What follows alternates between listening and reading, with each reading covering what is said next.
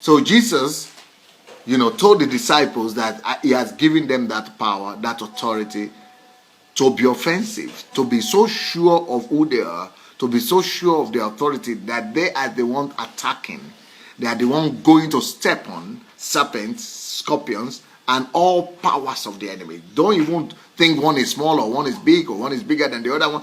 All of them, you have been given power and authority to step on all forces of the enemy. And then it gives you an assurance afterward. Because I see some people come to me and say, Pastor, I prayed for somebody who was having cancer, and then the cancer jumped on me. Or I prayed for someone who was having some demons, and the demons left him, and then he came on me. So now I'm suffering. I just look at it. I say, okay, maybe it happened. I'm not denying that these things are real or they are not real. I think it could happen, but the truth is that you allow it to happen. You did not believe. I said, didn't you see? He said, and there shall, it shall by no means, nothing shall by any, by any means. Jesus made it practically impossible. That by any means there is just nowhere, no how on earth is it possible for anything to hurt you. It shall by no means, nothing shall by any means hurt you. Nothing shall by any means hurt you. Nothing shall by any means. Either by witchcraft, either by wizardcraft, either by black magic, either by occultic power. By no means. There is nowhere they could find the means to hurt you. But again, the reason why it will not hurt you is if you believe in it. You have to believe that nothing can hurt you. You have to believe that you will attack and they will not get back. You have to believe that you will attack and they cannot damage you. They cannot hurt you. They cannot do any evil to you. You will attack, you will be victorious, and it will only be one-sided. You will be victorious and nothing shall by any means hurt you. So that is a basis for which we go and take our promised land.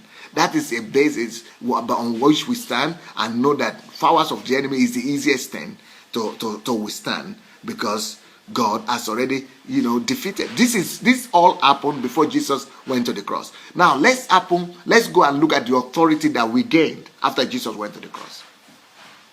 It is progressive. This is before he went to the cross. Then somebody will say, "Well, this is what to the disciple." Okay, let's go and see what happened after I went to the cross. Another basis for our victory was the cross. Our victory over Satan and all powers of the enemy was also established for us on the cross. In Mark 15:25. Mark 15:25.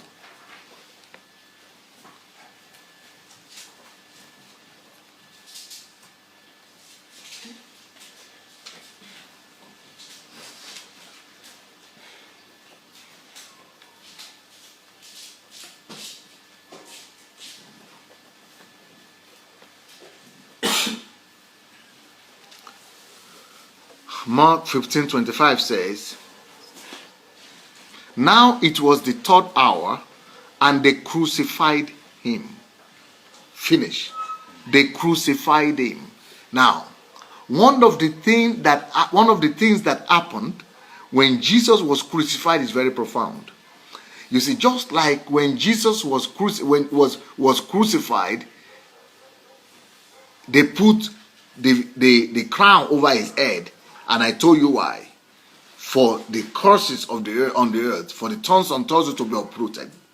They had to do it and make it. And why was it made in form of a crown? For him to be able to be crowned Lord of Lords, Lord over the earth. So there is everything. There is a calculation in everything that happened during the crucifixion of Jesus Christ. He had to shed his blood, because without shedding that blood, there is no remittance of sin. So God made everything happen with calculations. He made that his blood to be shed, because the blood, without the shedding of blood, there is no cleansing of sin. Now, he made his hands to be bruised, so that the works of our hands will be blessed. Prosperity. He gave assurance for our prosperity. He was by his stripes, he was made to have stripes, and the stripes and the pierce, they were done intention. God made them to happen so that by his stripes we could be healed. So everything that Jesus suffered, everything that he endured on the cross was calculated to give us some form of redemption. His stripes was to give us redemption from our sicknesses. The crown was to give the earth the redemption, over all the thousands and tons and thousands. And the crown is headed to make him the Lord of the universe. And everything that he did, he went to the cross. The cross is for the curses to be taken away from us, because curse is everyone that hangs on the tree. Now listen closely. What about the feet? The feet was bruised, and not just bruised, they nailed the feet of Jesus to the cross. Why feet? Couldn't they? He was already hanging on the hands. Is it not enough? No. The process of salvation and redemption will not be completed without his feet being bruised. And the reason for that is because in Genesis 3:14 and 15, Genesis 3.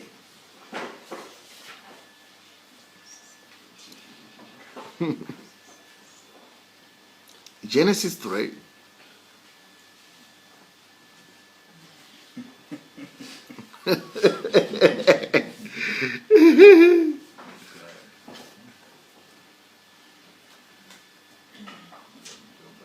Verse 15. Genesis 3:15, it says, and I will put, God is talking to Satan, I will put enmity between you, Satan, and the woman, and between your seed of Satan, demons, upon principalities and powers, and her seed, big S. The seed of the woman is the Lord Jesus Christ. That's why on that cross, Jesus said to a mother, behold your son. Mother, behold your seed. To fulfill this promise. Seed. The seed. Behold your seed. Why should it behold? Behold your redemption.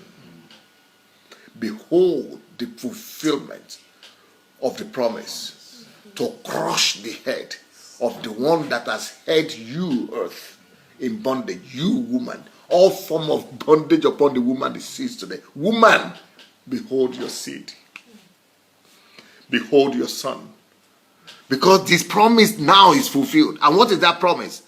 He shall bruise your head.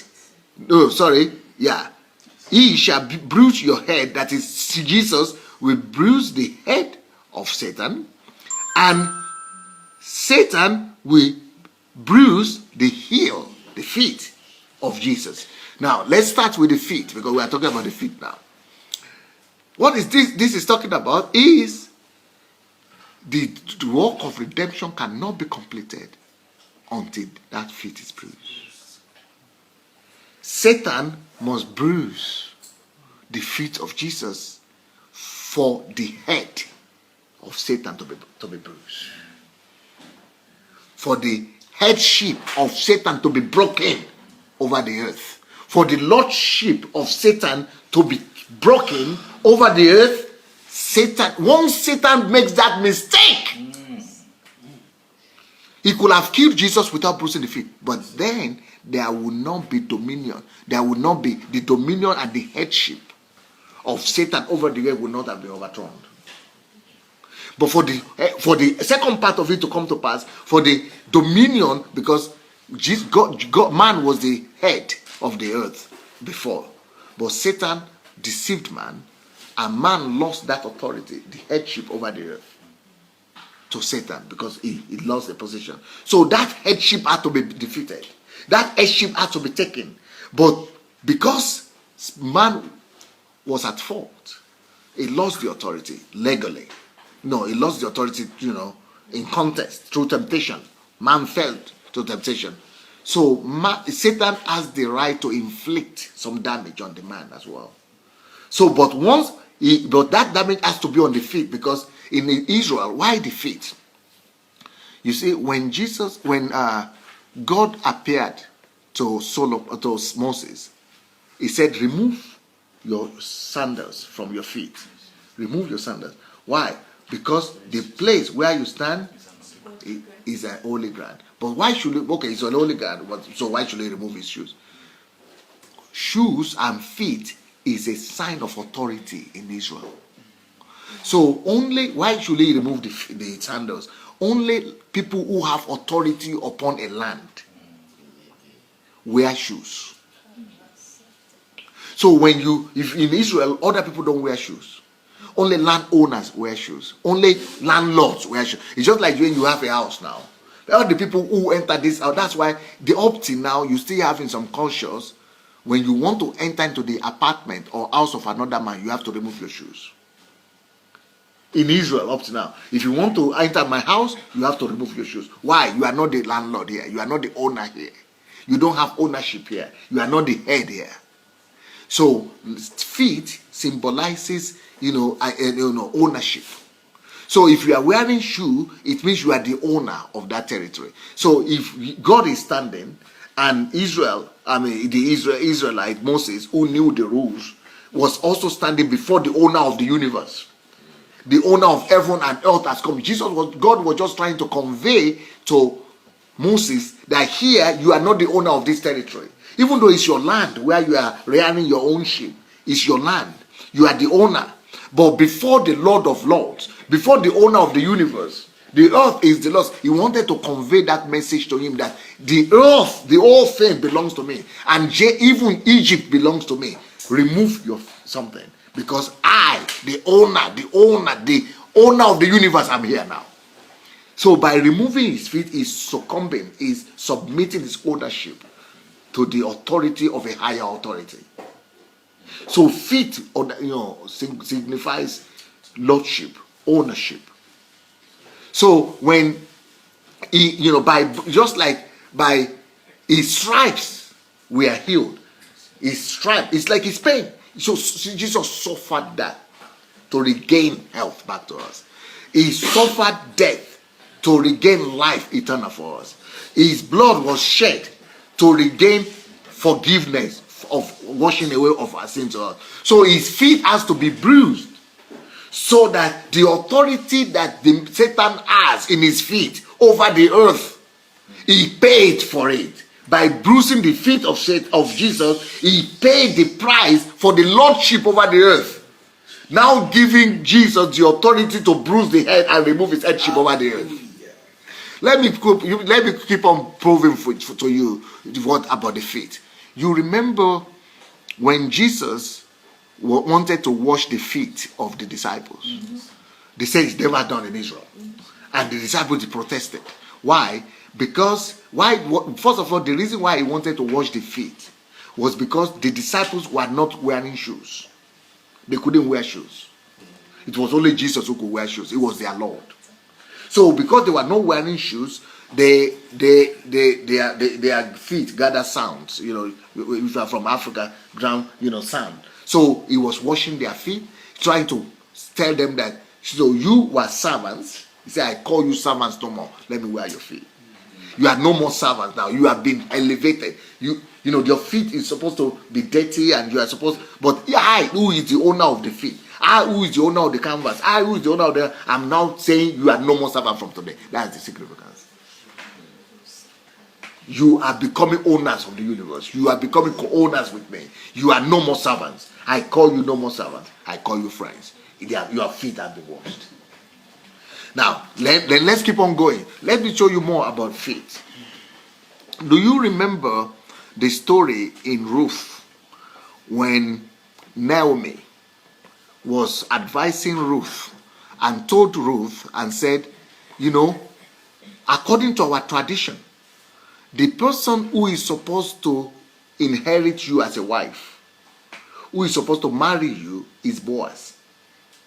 According to our tradition, if my son have died now, since my son have died, the next of kin that has the right to your Lord, to be your Lord as your husband, is Boaz. But Boaz doesn't know you. And he doesn't know that you belong to him. So she gave a wisdom that only Israelis will understand. She gave her an advice and said, Ruth, go and, when you are walking on his floor, on his field, go and walk on the field. And when he goes to sleep, when Boaz goes to sleep, go and lie at his feet. As he's sleeping like this, he's sleeping on the bed, on the floor, go and lie adjacent of it, across his feet. When he wakes up in the morning, he will see you at his feet. What that means is that you are on top of me. You are my Lord. You are my head now. I don't know if you understand. Feet signifies ownership. It means from today, I belong to you. So she couldn't come to say that by herself. But she built a symbol and say, lie at her feet, signifying the fact that I am submitted to you. So when he woke up and saw her at his feet, he now went to inquire and say, who is this lady? If she belongs to me, I didn't know her. Thank you. And she said, you are a woman of honor. Praising her. You are a woman of honor. You didn't do like other women have done. You were even walking on my field, even though you are supposed to be my lawful wife. And you didn't come to, sleep with me or to, do anything to make me sinful, to tempt me. But you came to speak to me in a idiomatic form that I'm actually, your family. That you are a woman of honor. From today on, you have honor. And then she became the progenitor of the Lord Jesus Christ. Feet. Now you will understand why the Bible says to Joshua. And Joshua knew, and to Moses also, wherever the sole of your feet shall tread upon, I have given unto you. Why? Ownership is affirmed. Ownership is confirmed and affirmed in the Old Testament only by the feet. For example, let me give you another example. So when you say the feet, you have bruised your feet, it means the lordship of Satan over. Jesus was paying the price to reclaim the lordship over the earth from Satan. So he paid the price because man lost it legitimately. Well, he had to pay the price. So there is a damage that had to be inflicted on him. It was inflicted on him. Now, on the basis of that, Jesus could go down and crush the head of Satan. So let me show you another example. In Genesis chapter 13, after Noah left Abraham and to Sodom and Gomorrah, and shows the best land. You remember? He shows the best land. He said Lot, sorry. After Lot left Abraham, and he was saying, choose, okay, so that I will not conflict, will avoid conflict, choose the part of the land that you want. And Lot was so greedy, he went and chose the better land and the bigger, even though Abraham was the owner of the whole thing. But he gave him the chance, and he said, okay, so that we avoid conflict, you choose what you want. And he went and chose, but the thing he chose from his greed became Sodom and Gomorrah. Anyway, that's another thing. But later on, after he had chosen the best and gone with it, God now appeared to Abraham in Genesis chapter 13. And in that Genesis chapter 13, from verse 14 to 17, he says to him, listen, look from north to south, all that thing, and go as far as you can see. Then he told him to walk across the land. As long as he could walk, is yours. Why walk? The feet. Ownership is confirmed by what your feet have stepped. So the feet of Satan was already on the earth as the Lord. So Jesus needed to pay the price to reclaim that ownership. And that is another authority we have. Jesus' feet has been bruised. The price has been paid for my salvation. Just like the price has been paid for our salvation, his blood has been shed.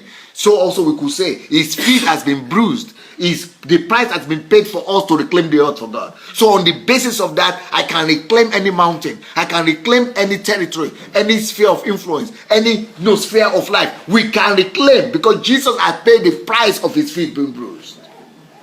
So we can now reclaim any part of the earth to the Lord because That's why he now says, on the basis of the price that Jesus has paid, we can now stand on Joshua 1:3 when he says, wherever the sole of your own feet now, the authority to claim the earth has been now returned to the feet of every believer. That is why he says, how beautiful are the feet of those who preach good. It has to be the feet, because when you preach the good news, through the preaching of news, your feet is having dominion. People who preach good news must come to also take territories, not just with your mouth, but with your feet.